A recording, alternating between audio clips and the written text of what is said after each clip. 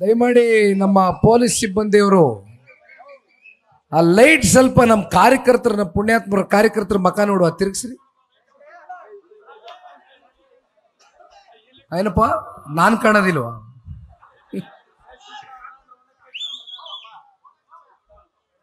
ಶ್ರೀನಿವಾಸಪುರ ತಾಲೂಕಿನ ಎಲ್ಲ ನನ್ನ ಪಕ್ಷದ ಆತ್ಮೀಯ ಪ್ರಮುಖ ಮುಖಂಡರೇ, ಪಕ್ಷದ ಎಲ್ಲ ನಿಷ್ಠಾವಂತ ಕಾರ್ಯಕರ್ತ ಬಂಧುಗಳೇ, ಜನರೊಂದಿಗೆ ಜನತಾದಳ ಕಾರ್ಯಕ್ರಮ ಇವತ್ತು ಬೆಳಗ್ಗೆ ಚಿಂತಾಮಣಿ ತಾಲೂಕು ಹಾಗೂ ಇವತ್ತು ಎರಡನೇ ಹಂತದ ಕಾರ್ಯಕರ್ತರ ಮುಖಂಡರ ಸಭೆಯಲ್ಲಿ ಶ್ರೀನಿವಾಸಪುರಕ್ಕೆ ನಿಮ್ಮ ಮುಂದೆ ಬಂದು ನಿಂತಿದ್ದೇವೆ. ಬಹುಶಃ ನಾನು ಇವತ್ತು ನನ್ನ ಕಣ್ಣಾರೆ ನೋಡಿರ್ತಕ್ಕಂಥ ದೃಶ್ಯ, ಯಾವುದೇ ವಿಧಾನಸಭಾ ಚುನಾವಣೆಗೆ ನಾವು ಬಂದಿರತಕ್ಕಂಥದ್ದಲ್ಲ. ಆದರೆ ನೀವು ಯಾವ ರೀತಿ ನಮ್ಮನ್ನು ಬರಮಾಡ್ಕೊಂಡಿದ್ದೀರಿ, ಇವತ್ತು ತಾಲೂಕಿನ ಉದ್ದಗಲಕ್ಕೂ ರೋಡ್ ಶೋ ಮೂಲಕ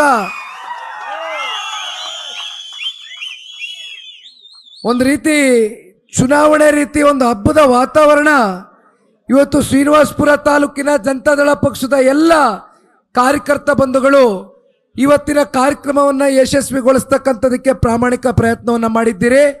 ನಿಮ್ಮೆಲ್ಲರಿಗೂ ಕೂಡ ಹೃದಯ ತುಂಬಿದ ಅಭಿನಂದನೆಗಳು, ಧನ್ಯವಾದಗಳನ್ನ ಸಲ್ಲಿಸ್ಲಿಕ್ಕೆ ಬಯಸ್ತೇನೆ. ನಾನು ಕ್ಷೇತ್ರದ ಶಾಸಕರು, ಅನುಭವಿಗಳು, ಹಿರಿಯಕರು ಈಗ ತಾನೇ ನಿಮ್ಮನ್ನ ಉದ್ದೇಶಿಸಿ ಸುದೀರ್ಘವಾಗಿ ಮಾತನಾಡಿದ್ದಾರೆ. ಹುಲಿ ಇವತ್ತು ವೇದಿಕೆ ಮೇಲೆ ಗರ್ಜನೆ ಮಾಡದಂತೆ ಕಾಣ್ತು.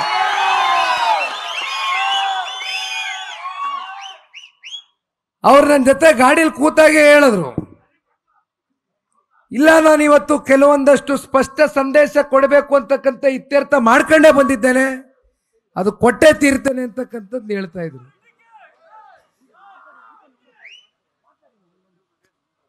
ಮತ್ತೊಬ್ಬರು ಚಿಂತಾಮಣಿ ತಾಲೂಕಿನ ಮಾಜಿ ಶಾಸಕರು, ಹಿರಿಯಕರು ಜೆ.ಕೆ. ಕೃಷ್ಣಾರೆಡ್ಡಿ ಸಾಹೇಬರು ಕೂಡ ವೇದಿಕೆಯಲ್ಲಿ ಆಸೀನರಾಗಿದ್ದಾರೆ.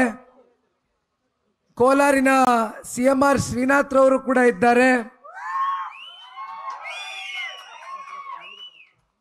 ನಿಮ್ಮೆಲ್ಲರ ಸಹಕಾರದಿಂದ ಕಳೆದ ಸಂಸತ್ ಚುನಾವಣೆಯಲ್ಲಿ ಅತ್ಯಂತ ಸರಳ ಸಜ್ಜನಿಕೆ, ಮೃದು ಸ್ವಭಾವದ ವ್ಯಕ್ತಿಯನ್ನು ಆರಿಸಿ ಇವತ್ತು ಕೋಲಾರ ಜಿಲ್ಲೆಯ ಸಂಸದರಾಗಿ ಆಯ್ಕೆ ಮಾಡಿರ್ತಕ್ಕಂಥ ಶ್ರೀನಿವಾಸಪುರ ತಾಲೂಕಿನ ಎಲ್ಲ ಮಹಾಜನತೆಗೆ, ಕಾರ್ಯಕರ್ತ ಬಂಧುಗಳ ಶ್ರಮಕ್ಕೆ ಮತ್ತೊಮ್ಮೆ ಅವರ ಪರವಾಗಿ ನಾನೇ ನಿಮಗೆ ಅಭಿನಂದನೆಗಳನ್ನ ಕೋರ್ಲಿಕ್ಕೆ ಇಚ್ಛೆ ಪಡ್ತೇನೆ. ಮತ್ತೊಬ್ಬರು ಕೋಲಾರಿನ ಹಾಲಿ ಜನತಾದಳ ಪಕ್ಷದ ವಿಧಾನ ಪರಿಷತ್ನ ಸದಸ್ಯರಾಗಿರ್ತಕ್ಕಂಥ ಗೋವಿಂದರಾಜಣ್ಣವರು ಕೂಡ ಇದ್ದಾರೆ.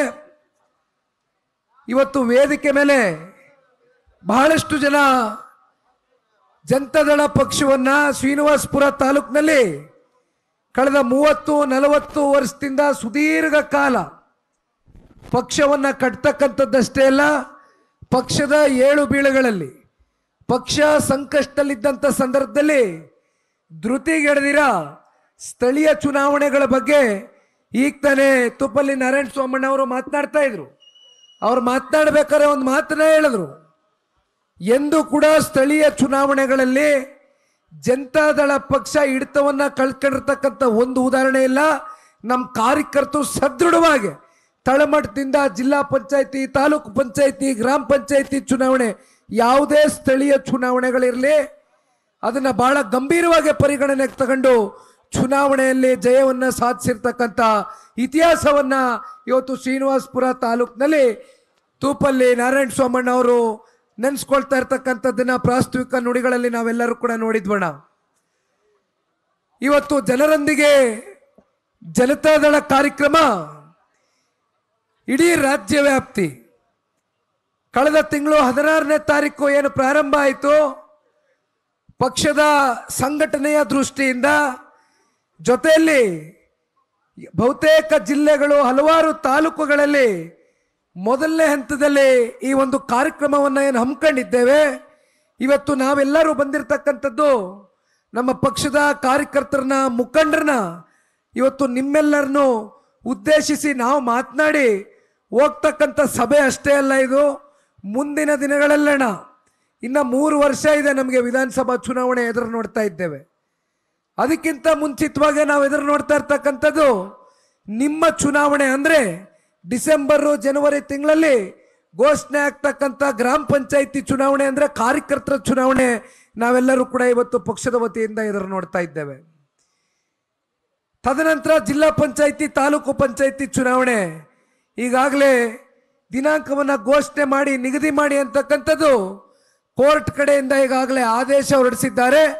ಆದರೆ ಸರ್ಕಾರಕ್ಕೆ ಒಳಗಡೆ ಧೈರ್ಯ ಇಲ್ಲ. ಸರ್ಕಾರ ಈಗಾಗಲೇ ಒಳಗಡೆ ಸರ್ಕಾರದಲ್ಲಿ ಕೂತಿರ್ತಕ್ಕಂಥ ವ್ಯಕ್ತಿಗಳಿಗೆ ಭಾಳ ಚೆನ್ನಾಗಿ ಗೊತ್ತಿದೆ.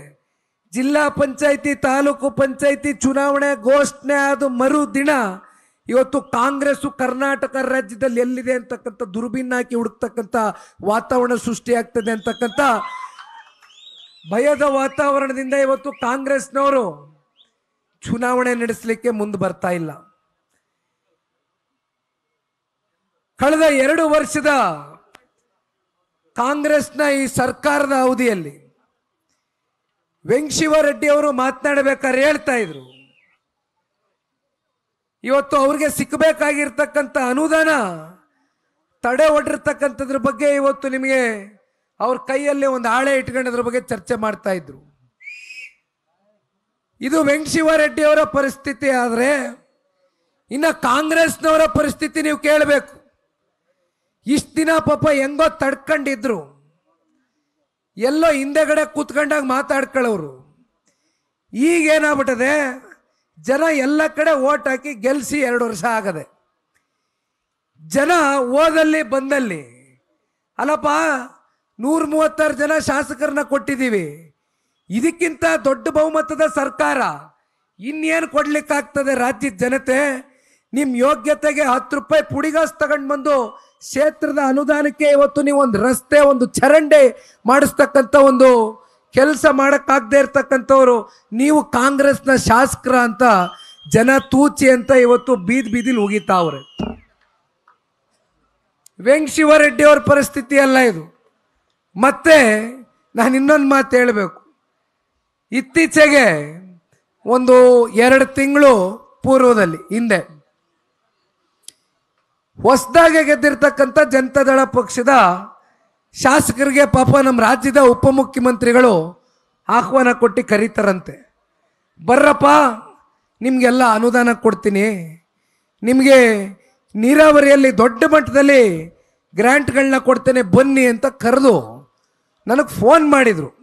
ನನ್ನ ಯುವ ಸಮುದಾಯದ ಮಿತ್ರರು, ಮೊದಲನೇ ಬಾರಿ ಶಾಸಕರಾಗಿ ಆಯ್ಕೆಯಾಗಿರ್ತಕ್ಕಂಥವ್ರು.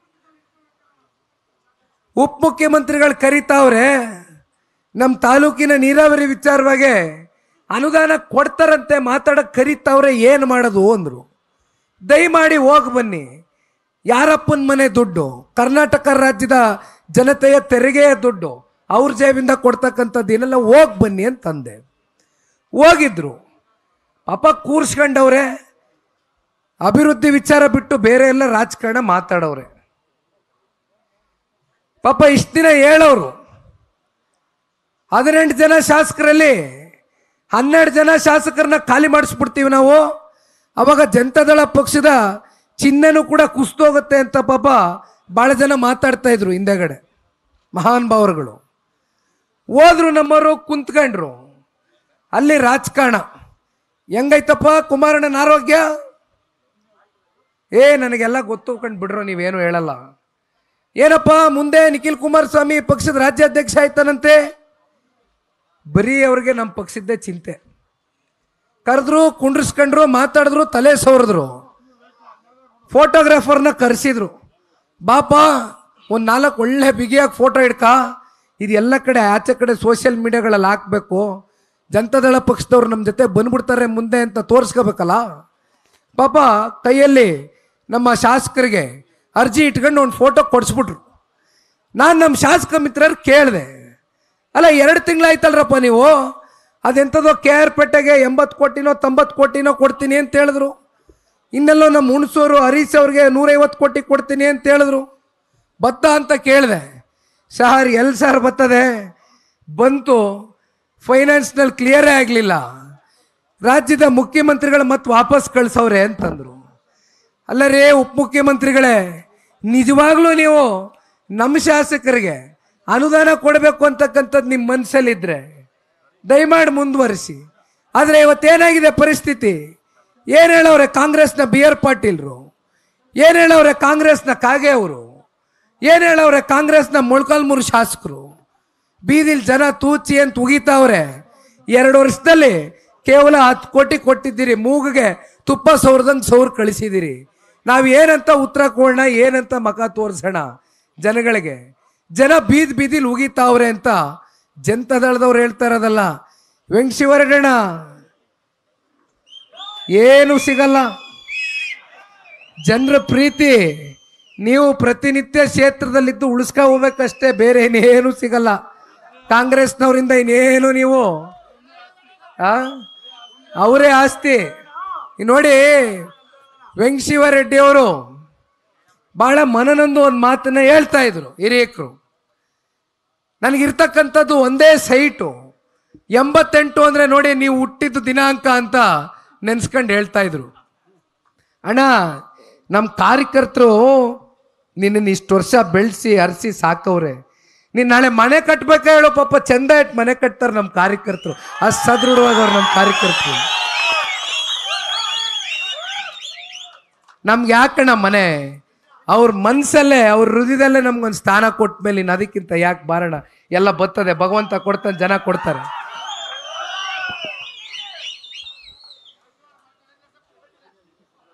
ಅಲ್ಲಿ ನೋಡಿ, ಅಲ್ಲಿ ಯಾರೋ 5 ಲಕ್ಷ ಗ್ರಾಂಟ್ ಕೊಡ್ತೀನಿ ಅಂತ ಘೋಷಣೆ ಮಾಡ್ತಾವ್ರ ಕಾರ್ಯಕರ್ತರು.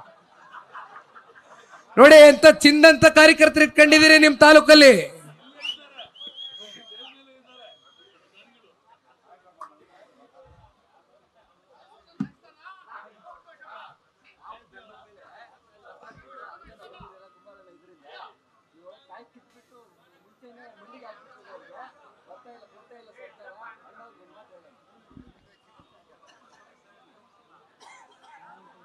ಶ್ರೀನಿವಾಸಪುರ ತಾಲೂಕಿನ ರೈತರು ಇವತ್ತು ಮಾವು ಬೆಳೆಗಾರರು ನೀವು ಎದುರಿಸ್ತಾ ಇರತಕ್ಕಂಥ ಈ ಒಂದು ಸಂಕಷ್ಟದ ದಿನಗಳು ಇವತ್ತು ನಮ್ಮ ಕಣ್ಣಾರೆ ತಾಲೂಕಿಗೆ ಬಂದಂಥ ಸಂದರ್ಭದಲ್ಲಿ ಕಷ್ಟಪಟ್ಟು ಮಾವು ಬೆಳೆಗಾರರು ಹಗಲು ರಾತ್ರಿ ಸಾಲ ಸೋಲ ಮಾಡಿ ನೀವು ಬೆಳೆದಿರ್ತಕ್ಕಂಥ ಮಾವನ್ನ ಇವತ್ತು ಬೀದಿನಲ್ಲಿ ನೋಡ್ಕೊಂಬಂದೆ ನಾನು. ರಸ್ತೆನಲ್ಲಿ ಇವತ್ತು ಮಾವನ್ನ ಆಕ್ರೋಶ ಭರಿತವಾಗಿ ತಾವೆಲ್ಲರೂ ಚೆಲ್ಲಿದ್ದೀರಿ, ಅಸಹಾಯಕರಾಗಿದ್ದೀರಿ. ಇವತ್ತು ರಾಜ್ಯ ಸರ್ಕಾರ ಮಾವು ಬೆಳೆಗಾರರಿಗೆ ಕೊಡಬೇಕಾಗಿರ್ತಕ್ಕಂಥ ಬೆಂಬಲ ಬೆಲೆಯನ್ನ ಇವತ್ತು ಸಂಪೂರ್ಣವಾಗಿ ಕೈಯನ್ನ ಬಿಟ್ಟಿರ್ತಕ್ಕಂಥದ್ದು. ಸನ್ಮಾನ್ಯ ಕುಮಾರಣ್ಣ ಅವರು ಕೇಂದ್ರದಲ್ಲಿ ಕೃಷಿ ಸಚಿವರಲ್ಲ, ಉಕ್ಕು ಮತ್ತೆ ಬೃಹತ್ ಕೈಗಾರಿಕೆ ಸಚಿವರು. ಆದರೆ ಒಂದು ಸನ್ಮಾನ್ಯ ಕುಮಾರಣ್ಣ ಅವರು ರೈತರು ನಮ್ಮ ನಾಡಿನಲ್ಲಿ ಸಂಕಷ್ಟದಲ್ಲಿದ್ದಾರೆ ಅಂತಕ್ಕಂಥ ವಿಚಾರವನ್ನ ತಿಳಿದ ಮರುಕ್ಷಣ ಕೇಂದ್ರದ ಕೃಷಿ ಸಚಿವರು ಶಿವರಾಜ್ ಸಿಂಗ್ ಚೌಹಾಣ್ ರವರಿಗೆ ಒಂದು ಪತ್ರ ಬರೀತಾರೆ. ಆ ಪತ್ರಕ್ಕೆ ಸಕಾರಾತ್ಮಕವಾಗಿ ಕೇಂದ್ರದ ಸಚಿವರು ಸ್ಪಂದನೆಯನ್ನ ಕೊಡುವ ಮೂಲಕ ರೈತರಿಗೆ ರಾಜ್ಯ ಸರ್ಕಾರನು ಬೆಂಬಲ ಬೆಲೆಯನ್ನ ಘೋಷಣೆ ಮಾಡ್ತಕ್ಕಂಥದ್ದಾಗಬೇಕು. ಜೊತೆಯಲ್ಲಿ ಕೇಂದ್ರ ಸರ್ಕಾರವು ಕೂಡ 2.5 ಲಕ್ಷ ಮೆಟ್ರಿಕ್ ಟನ್ ಅಷ್ಟು ಮಾವನ್ನ ಖರೀದಿ ಮಾಡ್ತೇವೆ ಅಂತಕ್ಕಂಥ ಸಕಾರಾತ್ಮಕವಾದಂಥ ಒಂದು ಸ್ಪಂದನೆ ಅವರ ಒಂದು ಪತ್ರದ ಮೂಲಕ ನಾವು ನೋಡಿದ್ವು. ಇವತ್ತು ಕೂಡ ನನಗೆ ಹೇಳ್ತಾ ಇದ್ರು, ಇವತ್ತೇನು ಮಾವಿನ ಮಾರುಕಟ್ಟೆ ಬಳಿ ನಾವು ದಾಟ್ಕೊಂಡು ಬಂದ್ವು, ಇವತ್ತು ಇನ್ನೂ ಇದಕ್ಕಿಂತ 10 ಪಟ್ಟು ಜನ ಜಾಸ್ತಿ ಸೇರಬೇಕಾಗಿತ್ತು. ಆದರೆ ಬಹಳ ಜನ ಇವತ್ತು ಆ ಮಾರುಕಟ್ಟೆಗಳಲ್ಲಿ ಇವತ್ತು ಮಾವನ್ನ ನೀವೇನು ಬೆಳೆದಿದ್ದೀರಿ, ನಿಮ್ಮ ಜೀವನೋಪಯೋಗಕ್ಕಾಗಿ ಇವತ್ತು ಬದುಕನ್ನ ನೀವೇನು ಕಾಣ್ತಾ ಇದ್ದೀರಿ, ಆ ಹಿನ್ನೆಲೆಯಲ್ಲಿ ಸ್ವಲ್ಪ ಒತ್ತಡದಿಂದ ತುಂಬ ಜನ ಗ್ರಾಮಗಳಲ್ಲಿ ರೈತರು ಇವತ್ತು ಆ ಮಾರುಕಟ್ಟೆಗಳಲ್ಲೇ ಉಳಿದೋಗಿದಾರಣ. ಇಲ್ಲ ಅಂದಿದ್ರೆ ಇನ್ನೂ 10 ಪಟ್ಟು ದೊಡ್ಡ ಮಟ್ಟದಲ್ಲಿ ಜನವನ್ನ ನೀವು ನೋಡ್ಬೋದಾಗಿತ್ತು ಅಂತಕ್ಕಂಥದ್ದನ್ನ ಹೇಳ್ತಾ ಇದ್ರು. ಇವತ್ತು ನಮ್ಮ ಕರ್ನಾಟಕ ರಾಜ್ಯ ಕಣ ನೀವು ಈ ಪಕ್ಷ ಸ್ಥಾಪನೆ ಆಗಿದ್ದಿಂದನೂ ನೋಡ್ಕೊಂಡು ಬರ್ತಾ ಇದ್ದೀರಿ. ಸನ್ಮಾನ್ಯ ದೇವೇಗೌಡರು ಸಾಹೇಬ್ರನ್ನ ಬಹುಶಃ ಆಧುನಿಕ ಭಗೀರಥ ಅಂತಕ್ಕಂಥದ್ದನ್ನ ಈಗಾಗಲೇ ರಾಜ್ಯದ ಜನತೆ ಹಾಗೂ ದೇಶದ ಜನತೆ ಹೃದಯದಲ್ಲಿ ಒಂದು ಬಿರುದನ್ನ ಏನು ಕೊಟ್ಟಿದ್ದೀರಿ.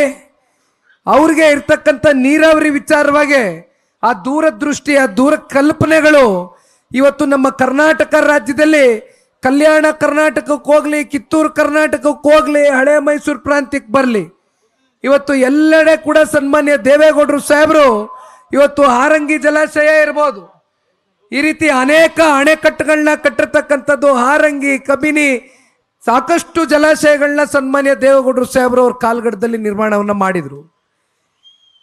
ಇತ್ತೀಚೆಗೆ ಮೇಕೆದಾಟು ವಿಚಾರವಾಗಿ ಬಹಳ ಚರ್ಚೆ ನಡೀತಾ ಇದೆ. ಮೇಕೆದಾಟು ಅಣೆಕಟ್ಟನ್ನ ಕಟ್ಟಬೇಕು ಅಂತಕ್ಕಂಥದ್ರ ಬಗ್ಗೆ ಇವತ್ತು ಸನ್ಮಾನ್ಯ ದೇವೇಗೌಡರು ಸಾಹೇಬರಾಗಿರ್ಬೋದು, ಕುಮಾರಣ್ಣ ಅವರಾಗಿರ್ಬೋದು, ನಾವು ಇದನ್ನ ಕೈ ಜೋಡಿಸ್ಲಿಕ್ಕೆ ರೆಡಿ ಇದ್ದೇವೆ. ಯಾಕೆಂದ್ರೆ ಇವತ್ತು ಮೇಕೆದಾಟು ನಿರ್ಮಾಣ ಆದರೆ ಇವತ್ತು ಆ ಭಾಗದ ರೈತರಿಗೆ ಎಲ್ಲರಿಗೂ ಕೂಡ ಇವತ್ತು ಕೃಷಿ ಮಾಡ್ತಕ್ಕಂಥದಕ್ಕೆ ಅನುಕೂಲ ವಾತಾವರಣ ಸೃಷ್ಟಿಯಾಗ್ತಕ್ಕಂಥದ್ರಲ್ಲಿ ಯಾವುದೇ ಸಂಶಯ ಇಲ್ಲ. ಆದರೆ ಮೇಕೆದಾಟು ನಿರ್ಮಾಣ ಆಗಬೇಕು ಅಂತಕ್ಕಂಥದ್ದಾದ್ರೆ ಇವತ್ತು ತಮಿಳುನಾಡಿನ ಸರ್ಕಾರ ಅನುಮತಿಯನ್ನು ಕೊಡಬೇಕಾಗ್ತದೆ. ತಮಿಳುನಾಡಿನ ಸರ್ಕಾರದ ಜೊತೆಯಲ್ಲಿ ಇವತ್ತು INDA ಮೈತ್ರಿಕೂಟದಲ್ಲಿ ಇರ್ತಕ್ಕಂಥದ್ದು ಇದೇ ಕಾಂಗ್ರೆಸ್ನ ಪಕ್ಷ. ಉಪಮುಖ್ಯಮಂತ್ರಿಗಳು ಚುನಾವಣೆಗಿಂತ ಮುಂಚಿತವಾಗಿ ನಮ್ಮ ನೀರು ನಮ್ಮ ಹಕ್ಕು, ನಮ್ಮ ನೀರು ನಮ್ಮ ಹಕ್ಕು ಅಂತ ತೂರಾಡ್ಕೊಂಡು ಹೋದ್ರು. ಅದೆಂಥದ್ದು ಪಾದಯಾತ್ರೆ ಮಾಡಿದ್ರು. ಆದರೆ ಈಗ ಹೇಳ್ತಾರೆ, ಕುಮಾರಣ್ಣ ಅವ್ರ ಮೇಲೆ ಆಪಾದನೆ ಹೊರಿಸ್ಲಿಕ್ಕೆ ಬಯಸ್ತಾರೆ. ನೋಡಿ, ಒಂದು ಮಾತನ್ನ ಹೇಳ್ತಾನೆ, ನಮ್ಮ ನಾಡಿನ ನೆಲ, ಜಲ, ಭಾಷೆ ಯಾವುದೇ ವಿಚಾರ ಇರ್ಬೋದು, ನಾವು ರಾಜಕಾರಣ ಮಾಡ್ತಕ್ಕಂಥದ್ದು ಬೇಡ. ತಮಿಳುನಾಡಿನ ಮುಖ್ಯಮಂತ್ರಿಗಳಿಗೆ ಹೇಳಿ ಅಣೆಕಟ್ಟನ್ನು ನಿರ್ಮಾಣ ಮಾಡ್ತಕ್ಕಂಥದಕ್ಕೆ ಅನುಮತಿಯನ್ನು ಕೊಡಿಸಿ. ಮರುಕ್ಷಣನೇ ಸನ್ಮಾನ್ಯ ಕುಮಾರಣ್ಣ ಅವರು ಪ್ರಧಾನಮಂತ್ರಿಗಳು ಶ್ರೀ ನರೇಂದ್ರ ಮೋದಿಜಿಯವ್ರ ಜೊತೆ ಕೂತು ಚರ್ಚೆ ಮಾಡಿ ಅದನ್ನು ಕಟ್ಟಿಸ್ತಕ್ಕಂಥ ವ್ಯವಸ್ಥೆ ಮಾಡ್ತೇವೆ. ಇವತ್ತು ನಮಗೆ ಕೋಲಾರ ಚಿಕ್ಕಬಳ್ಳಾಪುರಕ್ಕೆ ಬಂದರೆ KC ವ್ಯಾಲಿ ಮತ್ತು HN ವ್ಯಾಲಿ ಈ ಭಾಗದಿಂದ ಇವತ್ತು ರೈತರು ಏನು ಕೃಷಿಯನ್ನು ಬೆಳೀತಾ ಇದ್ದೀರಿ. ಆದರೆ ಯಾವ ನಿಮಗೆ ನೀರು ಇವತ್ತು ಬೆಂಗಳೂರು ನಗರದ ಕೊಳಚೆ ನೀರು ಬಂದು KC ಮತ್ತು HN ವ್ಯಾಲಿನಲ್ಲಿ ಇವತ್ತು ನಿಮ್ಮ ಕೃಷಿಯ ಜಮೀನುಗಳಿಗೆ ಹರಿತಾ ಇದೆ. ಅದರಿಂದ ಇವತ್ತು ಯಾವ ರೀತಿ ತರಕಾರಿ ಇರ್ಬೋದು, ಹಣ್ಣಿರ್ಬೋದು ಉತ್ಪಾದನೆ ಆಗ್ತಾ ಇರ್ತಕ್ಕಂಥದ್ದಲ್ಲಿ ಆ ಗುಣಮಟ್ಟವನ್ನು ಕಳ್ಕೊಂಡು ಇವತ್ತು ಎಕ್ಸ್ಪೋರ್ಟ್ ಕ್ವಾಲಿಟಿನ ಬೆಳೀತಕ್ಕಂಥ ನಮ್ಮ ಜಿಲ್ಲೆಯ ರೈತರಿಗೆ ಇವತ್ತು ಯಾವುದೇ ರೀತಿ ಸರ್ಕಾರಗಳು ನಿಮಗೆ ಸಹಕಾರವನ್ನು ಕೊಡ್ತಾ ಇಲ್ಲ. ಅಂತಿಮವಾಗಿ ಏನಾಗ್ತಾ ಇದೆ, ಇವತ್ತು ಬೆಂಗಳೂರು ಮಾರುಕಟ್ಟೆ ಮತ್ತೊಂದು ಮಾರುಕಟ್ಟೆಗೆ ಹೋದಂಥ ಸಂದರ್ಭದಲ್ಲಿ ಕೋಲಾರ ಮತ್ತು ಚಿಕ್ಕಬಳ್ಳಾಪುರ ಜಿಲ್ಲೆಯ ರೈತರು ಇಲ್ಲಪ್ಪ, ಈ ತರಕಾರಿನೋ ಹಣ್ಣನ್ನು ನಾವು ತಗೊಂಡು ನಾವು ಸೇವಿಸಿದ್ರೆ ನಮಗೆ ಆರೋಗ್ಯದಲ್ಲಿ ಏರುಪೇರು ಆಗ್ತಕ್ಕಂಥದ್ದು ಆಗ್ಬೋದು. ಮುಂದಿನ ದಿನಗಳಲ್ಲಿ ಕ್ಯಾನ್ಸರು, ಕಿಡ್ನಿ ಪೇಷಂಟ್ಸು, ಲಿವರ್ ಕಾಯಿಲೆಗೆ ಒಳಗಾಗಿರ್ತಕ್ಕಂಥ ಸಾಕಷ್ಟು ಉದಾಹರಣೆಗಳನ್ನ ನಾವು ನೋಡ್ತಾ ಇದ್ದೇವೆ. ಇದನ್ನೆಲ್ಲ ತಡೆಗಟ್ಟಬೇಕಾಗ್ತದೆ. ಎತ್ತಿನೊಳೆ ಪ್ರಾಜೆಕ್ಟು ಅಂತ ಹೇಳಿದ್ರು. ಎತ್ತಿನೊಳೆ 11 ವರ್ಷದಿಂದ ಬತ್ತನೇ ಇದೆ ನೀರು. ಎತ್ತಿನೊಳೆ ಎಲ್ಲಿಗೆ ಮಾಡಿದ್ದು? ಕೋಲಾರ ಚಿಕ್ಕಬಳ್ಳಾಪುರ ಟೈಲೆಂಡ್ ಕ್ಷೇತ್ರಗಳಿಗೆ, ಟೈಲೆಂಡ್ ಜಿಲ್ಲೆಗೆ ಮಾಡಿರ್ತಕ್ಕಂಥ ಟೈಲೆಂಡ್ ಭಾಗಕ್ಕೆ ಇವತ್ತು ಎಲ್ಲಿವರೆಗೂ ಹೋಗಿದೆ ಎತ್ತಿನೊಳೆ? 12,000 ಕೋಟಿ ಎತ್ತಿನೊಳೆಗೆ ಆ ಪ್ರಾಜೆಕ್ಟ್ಗೆ ಪ್ರಾಸ್ತಾವಿಕವಾಗಿ ದುಡ್ಡು ಇಟ್ಟಿದ್ರು ಪ್ರಾರಂಭದ ಹಂತದಲ್ಲಿ. ಈಗ ಎಲ್ಲಿಗೆ ಬಂದು ನಿಂತಿದೆ ಎತ್ತಿನೊಳೆ? ಸಕಲೇಶ್ಪುರದಿಂದ ಕೆಳಗಡೆ ಇನ್ನೂ ಬಂದೇ ಇಲ್ಲ ಎತ್ತಿನೊಳೆ.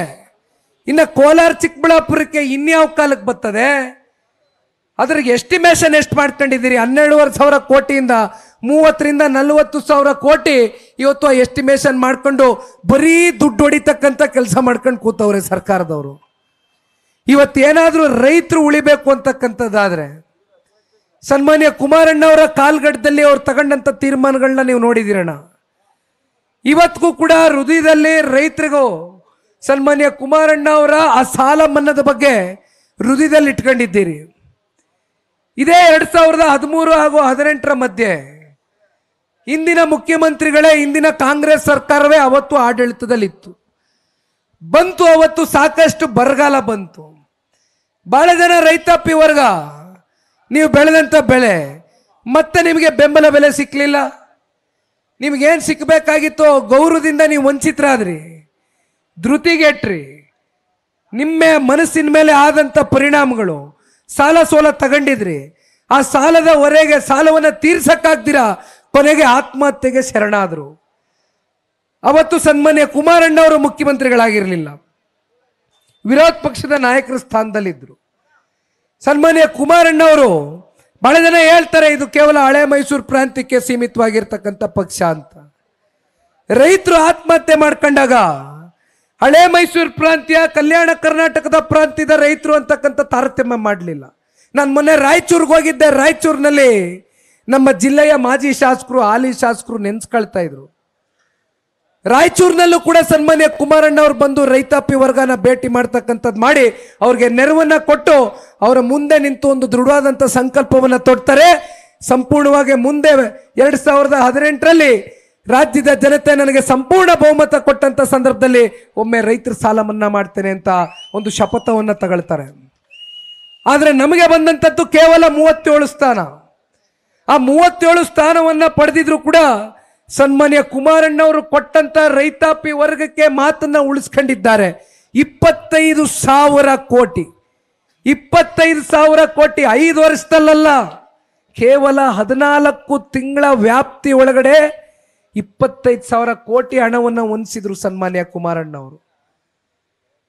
ಹೌದಪ್ಪ, ನಾನು 25,000 ಕೋಟಿ ರೈತರ ಸಾಲ ಮನ್ನಾ ಮಾಡಿಬಿಟ್ಟಿದ್ದೀನಿ, ಸರ್ಕಾರದ ಖಜಾನಲ್ಲಿ ದುಡ್ಡಿಲ್ಲ, ನನಗೆ ಅನುದಾನ ಬಿಡುಗಡೆ ಮಾಡೋದಕ್ಕೆ ಬಿಡುಗಾಸಿಲ್ಲ ಅಂತಕ್ಕಂಥದ್ದು ಕುಮಾರಣ್ಣವ್ರು ಹೇಳಲಿಲ್ಲ. ಅಭಿವೃದ್ಧಿನೂ ಕೂಡ ಕರ್ನಾಟಕ ರಾಜ್ಯದಲ್ಲಿ ಅವರ ಆಡಳಿತದಲ್ಲಿ ಅಷ್ಟೇ ವೇಗದಲ್ಲಿ ಸಾಗ್ತಾ ಇತ್ತು. ಆದರೆ ಇವತ್ತಿನ ಕಾಂಗ್ರೆಸ್ ಸರ್ಕಾರ ಏನ್ ಹೇಳ್ತಾವ್ರೆ? ಇವತ್ತು ಬೆಳಗ್ಗೆ ಮತ್ತೆ ಕಾಂಗ್ರೆಸ್ನ ಕೆಲವೊಂದಷ್ಟು ನಾಯಕರುಗಳು ಸ್ಟೇಟ್ಮೆಂಟ್ ಕೊಟ್ಟವ್ರೆ. 5 ಗ್ಯಾರಂಟಿಗಳು ಕೊಡ್ತೀವಿ ಅಂತ ಹೇಳಿದ್ರು ಚುನಾವಣೆ ಪೂರ್ವದಲ್ಲಿ. ನೀವು ಹೇಳಿದ್ದು ಜನ ಕೇಳಲಿಲ್ಲ. ಜನ ಸ್ವಾಭಿಮಾನಿಗಳಿಗೆ ಸ್ವಾವಲಂಬಿತರಾಗಿ ಬದುಕ್ತಕ್ಕಂಥದಕ್ಕೆ ಕಾರ್ಯಕ್ರಮಗಳು ಕೊಡಿ. ನೀವು ಹೇಳಿದ್ದು, ನಿಮ್ಮ ಪ್ರಣಾಳಿಕೆಯಲ್ಲಿ ನೀವು ಮಾತು ಕೊಟ್ಟಿದ್ದು ಜನ ಕೇಳಲಿಲ್ಲ. 5 ಗ್ಯಾರಂಟಿ ಕೊಡ್ತೀವಿ ಅಂದ್ರಿ, ತಿಂಗಳ ಕೊಡ್ತೀವಿ ಅಂದ್ರಿ. ಕೊನೆಗೆ ಈಗ 3 ತಿಂಗಳು 6 ತಿಂಗಳು 8 ತಿಂಗಳು ಗ್ಯಾರಂಟಿ ಬಂತ, ನಮ್ಮ ಖಾತೆಗೆ ದುಡ್ಡು ಬತ್ತ ಅಂತ ದಿನ ಚೆಕ್ ಮಾಡ್ಕೋಬೇಕು ನೀವು. 1 ರೂಪಾಯಿ ದುಡ್ಡು ಬರ್ತಾ ಇಲ್ಲ. ಇವತ್ತು ಬೆಳಗ್ಗೆ ಒಂದಷ್ಟು ಕಾಂಗ್ರೆಸ್ನ ನಾಯಕರುಗಳು ಅದಕ್ಕೆ ಸಮರ್ಥನೆಯನ್ನು ಕೊಟ್ಕೊಂಡಿದ್ದಾರೆ. ಬರ್ತದೆ 3 ತಿಂಗಳಿಗೋ 4 ತಿಂಗಳಿಗೋ ಕೊಡ್ತೀವಿ, ಕೊಡಲ್ಲ ಅಂತ ಹೇಳಿದ್ವಾ ಅಂತಾರೆ. ಹೌದಪ್ಪ, ನಿಮ್ಮ ಗ್ಯಾರಂಟಿಗಳು ತಲೆಗೆ ಯಾವಾಗ ಬರ್ತದ ಗೊತ್ತಾ? ಚುನಾವಣೆ ಅನೌನ್ಸ್ ಆಗಬೇಕು. MP ಚುನಾವಣೆ ಬಂತು, 4 ತಿಂಗಳದ್ದು ಇಟ್ಕೊಂಡು ಹೊಡೆದ್ರು. ಉಪಚುನಾವಣೆ ಬಂತು, 4 ತಿಂಗಳದ್ದು ಇಟ್ಕೊಂಡು ಜಡಿದ್ರು. ಮತ್ತೆ ZPTP ಚುನಾವಣೆ ಬರ್ತದೆ. ಅಷ್ಟೊತ್ತಿಗೆ ತಯಾರಿ ಮಾಡ್ಕೊಂಡು ಇಟ್ಕೊಂಡಿರ್ತೀರಿ. ಯಾಕೆ ಹೇಳಿ? ಜನಗಳ ಕೈಲಿ ಓಟ್ ಹೊತ್ತಿಸ್ಕೋಬೇಕಲ್ಲ. ಎಂಥ ವಿಪರ್ಯಾಸ, ದುರಾದೃಷ್ಟ ಅಂದರೆ ಇವತ್ತಿನ ನಮ್ಮ ಪ್ರಜಾಪ್ರಭುತ್ವದ ವ್ಯವಸ್ಥೆಯಲ್ಲಿ ಒಂದ್ಸಲಿ ಜನ ಓಟ್ ಹೊತ್ತುಬಿಟ್ರೆ 5 ವರ್ಷ ಪುಣ್ಯಾತ್ಮರನ್ನ ಬದಲಾವಣೆ ಮಾಡೋಕ್ಕಾಗಲ್ವಲ್ಲ ನೀವು.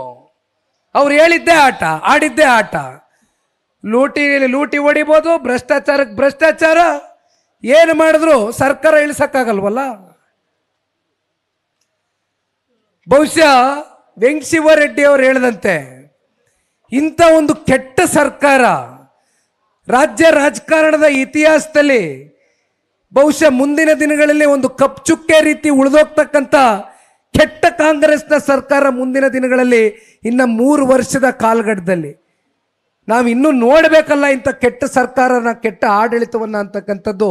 ಇವತ್ತು ಜನ ಬಹಳ ಆಕ್ರೋಶ ಭರಿತವಾಗಿ ಮಾತನಾಡ್ತಾ ಇದ್ದಾರೆ.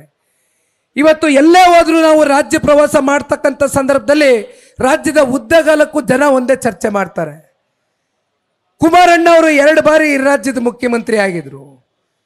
ಆ 20 ತಿಂಗಳಲ್ಲಿ ಅವರು ಕೊಟ್ಟಂತ ಕಾರ್ಯಕ್ರಮಗಳು, ಗ್ರಾಮ ವಾಸ್ತವ್ಯದ ಕಾರ್ಯಕ್ರಮ, ರಾಜ್ಯದ ಯಾವುದೇ ಮೂಲೆಗೆ ಹೋದ್ರೂ ಕೂಡ ಜನ ಸನ್ಮಾನ್ಯ ಕುಮಾರಣ್ಣ ಅವರು ಇಲ್ಲಿ ಗ್ರಾಮ ವಾಸ್ತವ್ಯನ ಮಾಡಿದ್ರು. ನಮ್ಮ ಗ್ರಾಮ ಬಹಳ ಹಿಂದುಳಿದಿತ್ತು. ಸನ್ಮಾನ್ಯ ಕುಮಾರಣ್ಣ ಅವರು ನಮ್ಮ ಗ್ರಾಮಕ್ಕೆ ಪಾದಾರ್ಪಣೆ ಮಾಡಿದಾಗಿಂದ ನಮ್ಮ ಗ್ರಾಮ ಒಂದು ಸುವರ್ಣ ಗ್ರಾಮವಾಗಿ ಪರಿವರ್ತನೆ ಆಗಿರ್ತಕ್ಕಂಥದ್ದನ್ನ ಸ್ಮರಿಸ್ಕೊಳ್ತಾರೆ. ಇನ್ನು ಜನತಾ ದರ್ಶನ ಅಂತಕ್ಕಂಥ ಒಂದು ಕಾರ್ಯಕ್ರಮ ಕೊಟ್ಟರು. ಒಬ್ಬ ರಾಜ್ಯದ ಮುಖ್ಯಮಂತ್ರಿ ಎಷ್ಟು ಸರಳ, ಸಜ್ಜನಿಕೆ ಮತ್ತೆ ಸಾಮಾನ್ಯ ಜನರಿಗೆ ಬಹಳ ಹತ್ತಿರವಾಗಿ ಸಿಗ್ತಕ್ಕಂಥ ಒಂದು ಮುಖ್ಯಮಂತ್ರಿ ಆಗಿದ್ರು. ತಿಂಡಿ ತಿನ್ನೋದಿರಲಿ, ಊಟ ಮಾಡೋದಿರಲಿ, ನಾವು ಅವಾಗೆಲ್ಲ ಕಾಲೇಜ್ನಲ್ಲಿ ಹುಡುಗರು ಓದ್ತಾ ಇದ್ವು 2006-7ನಲ್ಲಿ. ಸನ್ಮಾನ್ಯ ಕುಮಾರಣ್ಣ ಅವರು ಈ ರಾಜ್ಯದ ಮುಖ್ಯಮಂತ್ರಿ ಅಂತಕ್ಕಂಥದ್ದನ್ನು ಮರೆತು ನಮ್ಮ ಜನ ಕಷ್ಟದಲ್ಲಿದ್ದಾರೆ, ನಮ್ಮ ಜನ ಕೊಡ್ತಕ್ಕಂಥ ಅರ್ಜಿಯನ್ನು ಸ್ವೀಕಾರ ಮಾಡ್ತಕ್ಕಂಥದ್ದು, ಬೆಳಗ್ಗಿಂದ ರಾತ್ರಿವರೆಗೂ ನಿಂತು ಒಂದು ಗ್ಲಾಸ್ ಒಂದು ತೊಟ್ಟು ನೀರು ಕುಡಿದಿರಾ ಸನ್ಮಾನ್ಯ ಕುಮಾರಣ್ಣ ಅವರು ಜನತಾ ದರ್ಶನ ಅಂತಕ್ಕಂಥ ಕಾರ್ಯಕ್ರಮ ನಡೆಸಿದ್ರು. ಏನ ಕಾರ್ಯಕ್ರಮ ಏನು ಕಾಟಾಚಾರದ ಕಾರ್ಯಕ್ರಮ ಅಲ್ಲ. ಅರ್ಜಿಯನ್ನ ಕೊಡ್ತಕ್ಕಂಥ ಜನ ತತ್ಕ್ಷಣ ಒಬ್ಬ ರಾಜ್ಯದ ಮುಖ್ಯಮಂತ್ರಿಗಳು ಅಧಿಕಾರಿಗಳನ್ನ ಸ್ಥಳದಲ್ಲೇ ನಿಂತು ಅವರ ಸಮಸ್ಯೆ ಏನಿದೆ ಅಂತಕ್ಕಂಥ ಪರಿಶೀಲನೆಯನ್ನ ಮಾಡಿ ಅಲ್ಲಿಂದ ಅಲ್ಲಿಗೆ ಪರಿಹಾರ ಕೊಡ್ತಕ್ಕಂಥ ಮುಖ್ಯಮಂತ್ರಿಗಳಾಗಿದ್ರು ಸನ್ಮಾನ್ಯ ಕುಮಾರಣ್ಣ ಅವರು. ಇನ್ನ ನಮ್ಮ ನಾಡಿನ ಹೆಣ್ಮಕ್ಳು ಇವತ್ತು ಕಾಂಗ್ರೆಸ್ನವ್ರು ಹೇಳ್ತಾರೆ 2,000 ರೂಪಾಯಿ ಕೊಡ್ತಾ ಇದ್ದೀವಿ, 2,000 ರೂಪಾಯಿ ಕೊಡ್ತಾ ಇದ್ದೀವಿ. ಕೊಡ್ರಪ್ಪ, ಯಾರು ಬೇಡ ಅಂದವರು. ಸನ್ಮಾನ್ಯ ಕುಮಾರಣ್ಣ ಅವರು ಅವ್ರ ಕಾರ್ಯಕ್ರಮ ಸಾರಾಯಿ ಮತ್ತೆ ಲಾಟ್ರಿ ಇವೆರಡನ್ನು ನಿಷೇಧ ಮಾಡಿದ್ರು. ಯಾತಕ್ಕೋಸ್ಕರ ಇವೆರಡನ್ನು ನಿಷೇಧ ಮಾಡಿದ್ರು? ನಾಡಿನ ಹೆಣ್ಣುಮಕ್ಕಳು ಹಳ್ಳಿಗಳಲ್ಲಿ ಎಷ್ಟೋ ಜನ ಇವತ್ತು ನಾವು ಬರ್ತಾ ಚಿಂತಾಮಣಿನಲ್ಲಿ ನೋಡಿದ್ವು. ಇವತ್ತು ಹೊಲ ಗದ್ದೆಗಳಲ್ಲಿ ಕೂಲಿ ಕಾರ್ಮಿಕರು 300 ರೂಪಾಯಿಗೆ 200 ರೂಪಾಯಿ ಕೂಲಿಗೆ ಇವತ್ತು ನಿಂತಿರ್ತಕ್ಕಂಥ ಹೆಣ್ಮಕ್ಳು ಪರಿಸ್ಥಿತಿ ನೋಡಿದ್ವು. ಆ ಹೆಣ್ಮಕ್ಳು ಪರಿಸ್ಥಿತಿ ಯಾವ ರೀತಿ ಅಂದರೆ 200 ರೂಪಾಯೋ 300 ರೂಪಾಯೋ ದುಡಿಮೆ ಮಾಡ್ಕೊಂಡು ಆ ದಿನಗೂಲಿ ತಗೊಂಡು ಬಂದು ಪಾಪ ಅದರಿಂದ ಅವರು ಜೀವನವನ್ನು ಸಾಗಿಸ್ತಕ್ಕಂಥದ್ದನ್ನ ನಾವು ನೋಡ್ತಾ ಇದ್ದೇವೆ. ಅದು ದೊಡ್ಡ ಸಂಖ್ಯೆಯಲ್ಲಿ ನಾವು ನೋಡ್ಬೋದು ನಮ್ಮ ದೇಶದಲ್ಲಿ. ಅಂಥವರು ಸಾರಾಯಿ ಮತ್ತು ಲಾಟ್ರಿ ಇವೆರಡೂ ಚಟಕಗಳಿಗೆ ಅವರ ಮನೆಯವರು ಬಲಿ ಆಗ್ತಕ್ಕಂಥ ವಾತಾವರಣ ಬಂತು. ಅವ್ರು ದುಡ್ದಂಥ ದುಡ್ಡನ್ನು ಸೀದಾ ಮನೆಗೆ ಎತ್ಕೊಂಡು ಹೋಗಿ ಕುಟುಂಬವನ್ನು ನಿರ್ವಹಣೆ ಮಾಡೋದಕ್ಕೋಸ್ಕರ ಅದನ್ನು ಹಿಡ್ದಿರ ಸಾರಾಯಿ ಮತ್ತು ಲಾಟ್ರಿಗೆ ಬಲಿ ಆಗ್ತಾ ಇದ್ರು. ಅವತ್ತು ಪಾಪ ಕುಮಾರಣ್ಣನ ಬಳಿ ಬಹಳ ಜನ ಬಂದರು.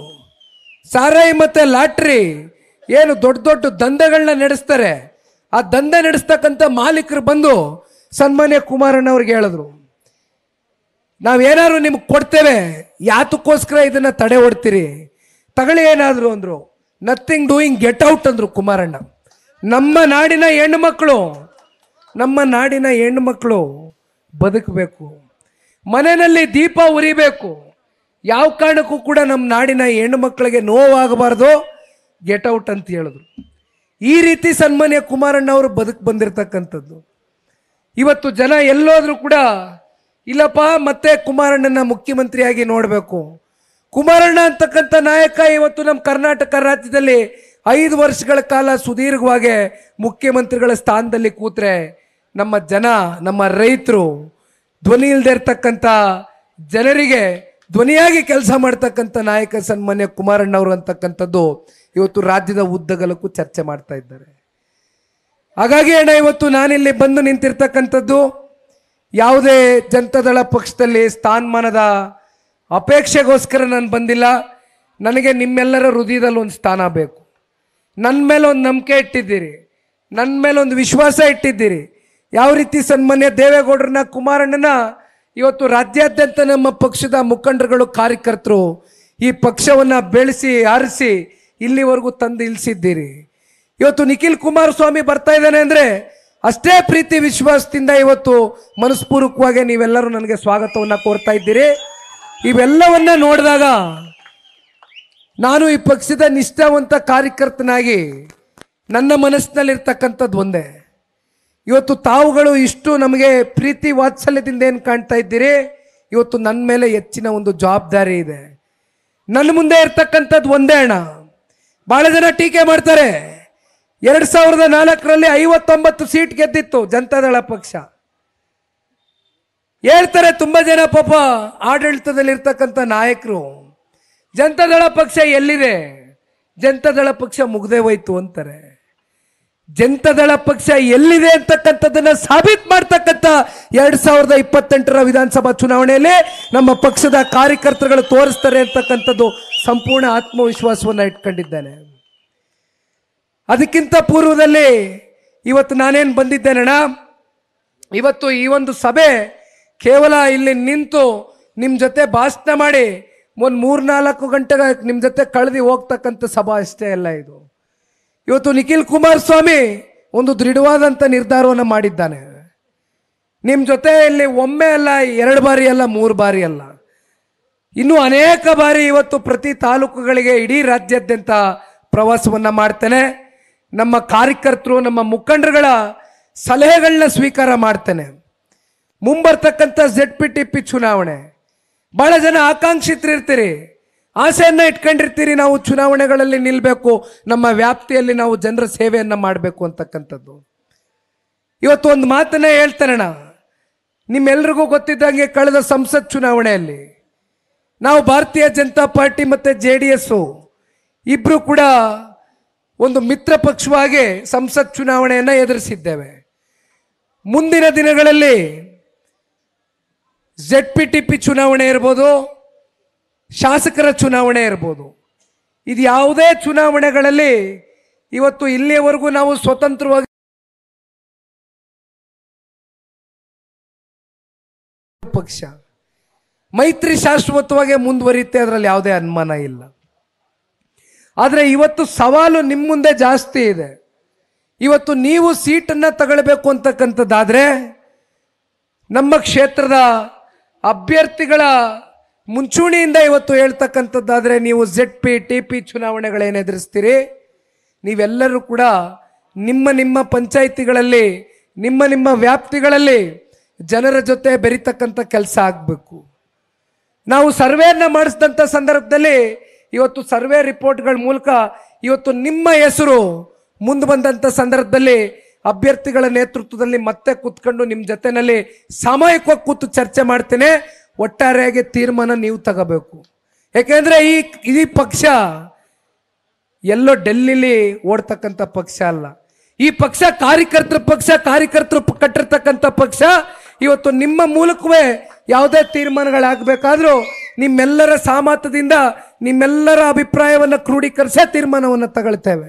ಅದರಲ್ಲಿ ಯಾವುದೇ ಅನುಮಾನಗಳು ಬೇಡ. ಇವತ್ತು ನಾವು ರಾಜ್ಯವ್ಯಾಪ್ತಿ ಪ್ರವಾಸವನ್ನು ಮಾಡ್ತಾ ಇರೋದಣ್ಣ, ಮೆಂಬರ್ಶಿಪ್ ಡ್ರೈವ್ನ ಈ ಒಂದು ಪ್ರಕ್ರಿಯೆ ಈಗಾಗಲೇ ರಾಜ್ಯದಲ್ಲಿ ಏನು ಪ್ರಾರಂಭ ಆಗಿದೆ. ಇವತ್ತು ವಿಶೇಷವಾಗಿ ನಿಮ್ಮ ಶ್ರೀನಿವಾಸಪುರ ತಾಲೂಕಿನ ಎಲ್ಲ ನನ್ನ ಕಾರ್ಯಕರ್ತ ಬಂಧುಗಳು, ಎಲ್ಲ ನನ್ನ ಪ್ರಮುಖ ಮುಖಂಡರುಗಳಿಗೆ ಕೈ ಜೋಡಿಸಿ ಮನವಿ ಮಾಡ್ತಾನೆ. ವೆಂಕಟ ಶಿವರೆಡ್ಡಿ ಅವ್ರಿಗೂ ಒಂದು ಮನವಿಯನ್ನು ಸಲ್ಲಿಸಲಿಕ್ಕೆ ಇಷ್ಟಪಡ್ತಾನೆ. ಇವತ್ತು ಈ ಒಂದು ನಂಬರನ್ನು ಹೇಳ್ತಾನಣ್ಣ, ಆದರೆ ಅದಕ್ಕಿಂತ ಮುಂಚಿತವಾಗಿ 30 ದಿನಗಳ ಕಾಲ ಇಂದಿನಿಂದ ಒಂದು 3 ರಿಂದ 4 ಗಂಟೆ ದಿವಸಕ್ಕೆ ಪ್ರತಿ ಪಂಚಾಯಿತಿಗಳಲ್ಲೂ ಪ್ರಮುಖ ಮುಖಂಡರುಗಳು ಒಂದು ತಂಡವನ್ನು ಮಾಡ್ಕೊಳ್ಳಿ. ದಯವಿಟ್ಟು ಹಳ್ಳಹಳ್ಳಿಗೆ ಹೋಗಿ, ನಾನೊಂದು ಸಾಫ್ಟ್ ಕಾಪಿ ಕಳಿಸ್ಕೊಡ್ತೀನಿ. ಕುಮಾರಣ್ಣ ಅವ್ರದ್ದು, ದೇವೇಗೌಡರು ಸಾಹೇಬ್ರ ಸಾಧನೆಗಳಿದೆ. ದಯವಿಟ್ಟು ಜನಗಳ ಹತ್ರ ಹೋಗಿ, ಜನಗಳ ಬಳಿ ಹೋಗೋಣ. ಇನ್ನು 3 ವರ್ಷ ಆದ ಚುನಾವಣೆಗೆ ಈಗಲೇ ಯಾಕೆ ಹೋಗಬೇಕು ಅಂತ ದಯವಿಟ್ಟು ಯಾರು ಅನ್ಕೋಬೇಡಿ. ಯಾಕೆಂದರೆ ಸದಾಕಾಲ ಜನರೊಂದಿಗೆ ಜನತಾದಳ ಅಂತಕ್ಕಂಥ ಹೆಸರಿಟ್ಟಿರೋದೇ ಜನರೊಂದಿಗೆ ಜನತಾದಳ. ಇನ್ನೊಂದು 3 ವರ್ಷ ಜನರ ಪರವಾಗಿ ಧ್ವನಿಯನ್ನು ಎತ್ತಕ್ಕಂಥ ಕೆಲಸವನ್ನು ಮಾಡಬೇಕಾಗ್ತದೆ. ಆ ಹಿನ್ನೆಲೆಯಲ್ಲಿ ನೀವೆಲ್ಲರೂ ದಯವಿಟ್ಟು ಕಾರ್ಯೋನ್ಮುಖರಾಗಿ ಕೆಲಸ ಮಾಡಬೇಕು. ನಿಮ್ಮ ಹಳ್ಳಿಗಳಲ್ಲಿ ಇವತ್ತು ನೀವೇನು ಮಿಸ್ಡ್ ಕಾಲನ್ನು ಕೊಡ್ತಾರೆ ನಿಮ್ಮ ಮೊಬೈಲ್ಗಳಲ್ಲಿ, ದಯವಿಟ್ಟು ತಮ್ಮೆಲ್ಲರ ಮೊಬೈಲ್ ಫೋನ್ಗಳು ಕೈಯಲ್ಲಿ ಎತ್ತಿಡಿಬೇಕಣ. ನಾನೊಂದು ನಂಬರನ್ನು ಹೇಳ್ತೇನೆ, ನೀವೆಲ್ಲರೂ ಇದಕ್ಕೆ ಮಿಸ್ಡ್ ಕಾಲ್ ಕೊಡ್ತಕ್ಕಂಥ ಕೆಲಸ ಮಾಡಬೇಕಾಗ್ತದೆ. ದಯವಿಟ್ಟು ನಿಮ್ಮೆಲ್ಲರ ಮೂಲಕ ಮಿಸ್ಡ್ ಕಾಲ್ ಕೊಡ್ತಕ್ಕಂಥದ್ದಕ್ಕೆ ಚಾಲನೆಯನ್ನು ಕೊಡೋಣ. ನಂಬರ್ ಹೇಳ್ತಾರಣ್ಣ, ದಯವಿಟ್ಟು ಎಲ್ಲರೂ ಒಂದು ಮಿಸ್ಡ್ ಕಾಲ್ ಕೊಡ್ಬೇಕಣ್ಣ. ನಂಬರ್ ಹೇಳೋಣ.